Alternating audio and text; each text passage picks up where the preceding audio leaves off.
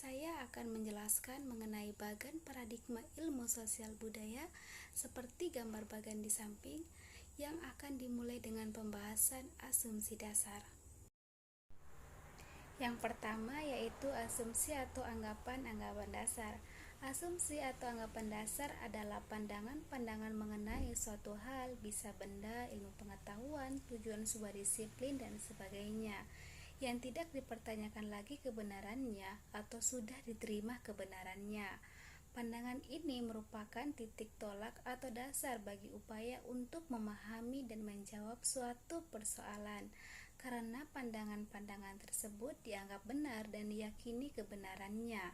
Anggapan-anggapan ini bisa lahir dari perenungan-perenungan filosofis dan relatif, bisa dari penelitian-penelitian empiris yang canggih, bisa pula dari pengamatan yang saksama.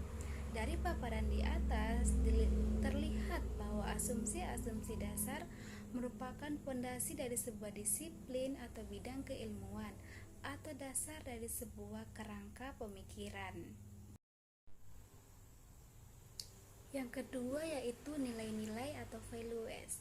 Sebuah kegiatan ilmiah juga selalu didasarkan pada sejumlah kriteria atau patokan yang digunakan untuk menentukan sesuatu itu dianggap baik atau buruk, benar atau salah, bermanfaat atau tidak. Patokan-patokan inilah yang disebut dengan nilai.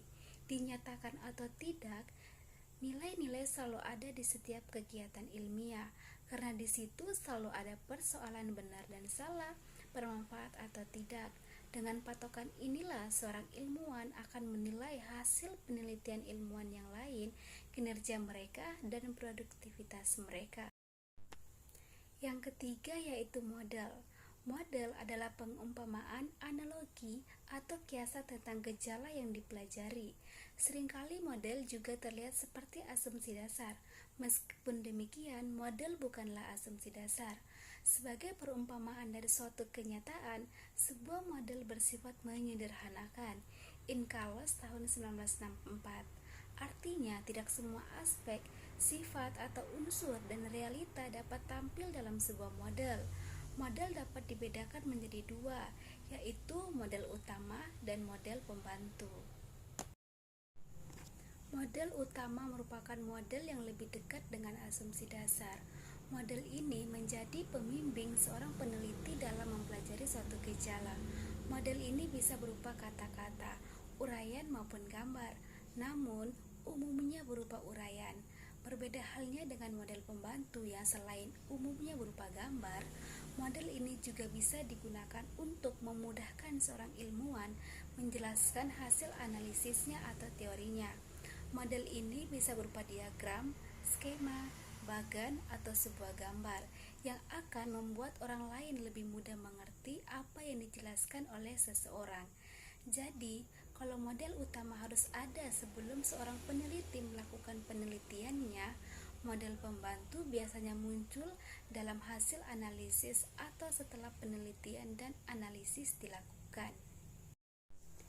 Yang keempat yaitu masalah yang diteliti atau yang ingin dijawab. Ini berupa pertanyaan-pertanyaan yang ingin dijawab atau hipotesa yang ingin diuji kebenarannya. Setiap paradigma memiliki masalah-masalahnya sendiri, yang sangat erat kaitannya dengan asumsi-asumsi dasar dan nilai-nilai. Oleh karena itu, rumusan masalah dan hipotesa harus dipikirkan dengan saksama dalam setiap penelitian, karena di baliknya terdapat sejumlah asumsi dan di dalamnya terdapat konsep-konsep terpenting. Yang kelima yaitu konsep-konsep pokok, main concept dan keywords. Secara sederhana, saya mendefinisikan konsep sebagai istilah-istilah atau kata-kata yang diberi makna tertentu sehingga membuatnya dapat digunakan untuk menganalisis, memahami, menafsirkan, dan menjelaskan peristiwa atau gejala sosial budaya yang dipelajari. Konsep menduduki posisi yang sangat penting dalam dunia ilmiah. Boleh dikatakan segala sesuatunya didasarkan pada konsep-konsep. Jika demikian, mengapa konsep tidak di posisi yang pertama? Mengapa justru berada di tempat setelah asumsi dan model?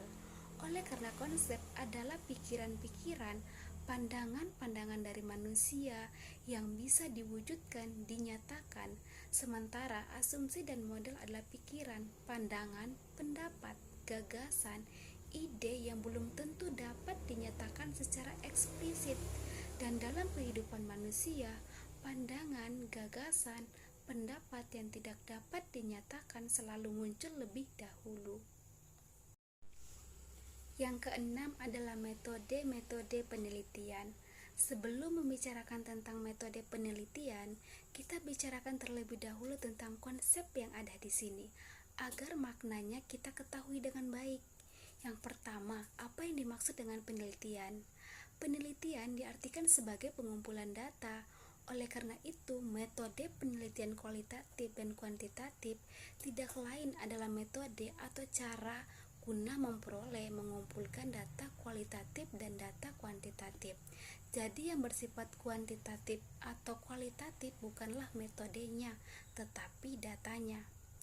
Yang penting dalam satu penelitian adalah bagaimana dapat menjawab pertanyaan-pertanyaan yang dikemukakan dengan memuaskan, dengan meyakinkan, dan ini sangat tergantung pada data yang dikemukakan. Data ini bisa berupa data kualitatif dan data kuantitatif atau kedua-duanya. Sebelum kita membicarakan tentang jenis-jenis data dan cara mendapatkannya, ada baiknya kita pahami dengan baik terlebih dahulu makna dari realita, fakta, dan data. Realita, fakta, dan data. Apa yang dimaksud dengan realita atau kenyataan? Secara sederhana, kenyataan dapat didefinisikan sebagai segala sesuatu yang dianggap ada. Kata dianggap di sini menduduki peran yang sangat penting, sebab kata tersebut mencerminkan relativitas. Artinya, apa yang ada bagi seseorang belum tentu ada bagi orang lain, karena masing-masing memiliki pandangan yang berbeda tentang suatu hal. Fakta di sini kita definisikan sebagai pernyataan tentang realita, pernyataan tentang kenyataan. Seseorang yang menceritakan suatu kejadian pada dasarnya adalah orang yang sedang mengemukakan fakta-fakta, mengemukakan pernyataan-pernyataan tentang suatu kenyataan. Oleh karena itu, suatu fakta selalu bersifat subjektif. Di pihak lain, fakta juga dapat dikatakan bersifat objektif karena selalu didasarkan pada suatu kenyataan. Yang terakhir, data. Data di sini kita definisikan sebagai fakta yang relevan, yang berkaitan secara logis dengan satu masalah yang ingin dijawab atau masalah penelitian. Yang kedua, kerangka teori atau paradigma yang digunakan untuk menjawab masalah tersebut. Jadi, data adalah fakta yang telah dipilih, diseleksi berdasarkan atas relevansinya. Data kualitatif dan kuantitatif. Data kuantitatif adalah kumpulan simbol, bisa berupa pernyataan, huruf, atau angka yang menunjukkan suatu jumlah atau besaran dari suatu gejala. Misalnya jumlah penduduk, jumlah anak laki-laki, jumlah anak perempuan, jumlah anak sekolah, dan jumlah rumah, dan lain-lain. Kemudian data kualitatif. Data kualitatif tidak berupa angka, tetapi berupa pernyataan-pernyataan mengenai isi, sifat, ciri, keadaan dari suatu gejala atau pernyataan mengenai hubungan-hubungan antara sesuatu dengan sesuatu yang lain. Yang ketujuh, metode-metode analisis. Metode analisis pada dasarnya adalah cara-cara untuk memilah dan memilih, mengelompokkan data kualitatif maupun data kuantitatif agar kemudian dapat ditetapkan relasi tertentu antara kategori data yang satu dengan data yang lain. Sebagaimana halnya metode penelitian, metode analisis kualitatif dan metode analisis kuantitatif harus diartikan sebagai metode menganalisis data kualitatif dan metode menganalisis data kuantitatif. Yang kedelapan, hasil analisis atau teori. Apabila kita dapat melakukan analisis data yang tersedia dengan baik dan tepat, maka tentu akan ada hasil dari analisis tersebut yang dapat dikatakan sebagai kesimpulan. Hasil analisis ini harus menyatakan relasi-relasi antar variabel, antar unsur, atau antar gejala yang kita teliti. Jika hasil analisis kita tidak berhasil mencapai ini, maka hal itu bisa berarti tiga hal. Pertama, data yang kita analisis mengandung beberapa kesalahan mendasar. Kedua, analisis kita salah arah. Ketiga, analisis kita masih kurang mendalam, dan ini mungkin juga disebabkan oleh kurangnya data yang kita miliki. Yang terakhir, representasi atau etnografi. Representasi atau penyajian karya ilmiah yang memaparkan kerangka pemikiran, hasil analisis yang telah dilakukan, yang kemudian menghasilkan kesimpulan atau teori tertentu. Representasi ini bisa berupa skripsi pada S1, tesis pada S2, dan disertasi pada S3, laporan penelitian, makalah, artikel dalam bentuk jurnal ilmiah, atau sebuah buku. Dalam antropologi, representasi ini biasa disebut dengan etnografi. Dalam sejarah disebut sebagai historiografi. Dalam arkeologi ada yang menyebutnya sebagai paleontologi.